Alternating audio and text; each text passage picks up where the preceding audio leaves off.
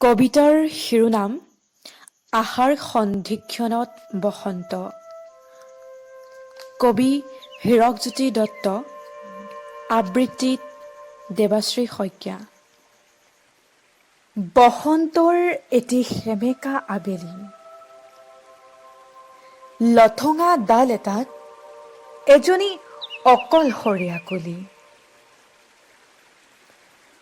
মৌপিয়াহী ভোমোৰাবোৰ আজি যেন আহ্লাদিত। খোপাত কপৌ ফুল, হাতত জেতুকাৰ বোল লৈ নাচনীবোৰ যেন অভিমানী। বহাগে ৰিঙিয়ালেও উৰুঙা মনবোৰত জাগি উঠা নাই আনন্দৰ গীত। বিপদৰ আগত মহা বিপদৰ কিৰিলি। ইচ্ছা থাকিও স্পৰ্শ কৰিব নোৱাৰি মনৰ আকাশ। অথচ ডাৱৰবোৰে হেৰুৱাইছে নিজৰ গতি। দবা কাঁহে মুখৰিত গাঁওখন আজি যেন নিৰ্জনতাৰ আবেষ্টনীত।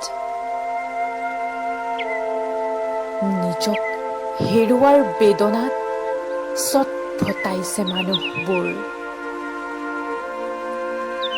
তথাপিও নিষিদ্ধ পথবোৰতো জ্বলি উঠিছে এগছি আশাৰ প্ৰদীপ।